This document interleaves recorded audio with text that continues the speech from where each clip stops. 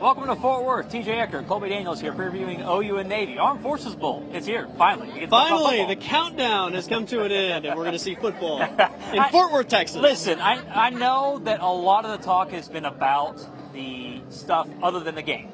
And we're going to have to do that because that's most of the press conference questions today, Colby, were about what's happening next season and the guys coming in next season, including the new offensive coordinator. Despite Brent Venables' best attempt to, I think, sway those in other directions, Ben Arbuckle is a popular topic of conversation. And so Arbuckle gets brought in this next season. He's actually there coaching right now, helping coach the quarterbacks. And again, Colby mentioned, didn't want to talk about it much, but he gave a little insight into the new hire. He's done a fantastic job of just getting right in the middle of it, and bleeding into the rest of the staff, figuring out, learning a new language, not an easy thing. I love Coach Arbuckle. Me and him, we like to bicker back and forth with each other, but I loved him. He brings a lot of juice. I can already see a difference with him.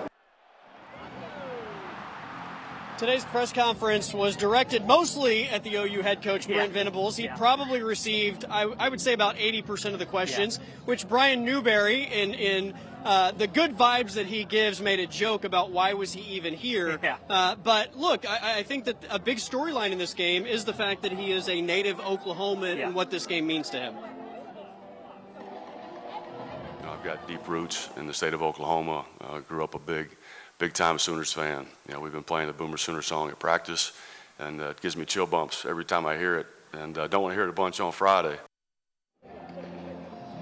Yeah, he was a great sport today, definitely. Understanding that the moment was probably more about OU. That's right. Played second fiddle, and that was okay with him. He didn't mind that one bit. Okay, and then now, finally, the last thing we need to talk about is what happened more. I don't want to say how important this game is, because there's not a ton of importance, but if you lose, you have a losing season. And Venables talked about it. He tried to avoid it, right? But he eventually got there and said, this is important. So anyway, Brent Venables talking on the importance of this game and whether it means anything going into the next season. Can it create some momentum? Maybe you could say that.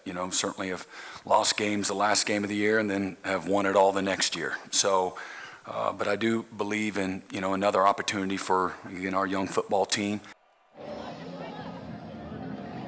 Whether you believe that or not, that's a different story, right? There's a big difference between having a winning season and having a losing season. There's an even bigger difference in 2 losing seasons in 3 years, and the only 2 losing seasons this century would be under Brent Venables. Tanya, much more coming up at 10 o'clock. All right, thanks, guys. Well, I know some folks who are heading out there now for the game tomorrow. Be careful about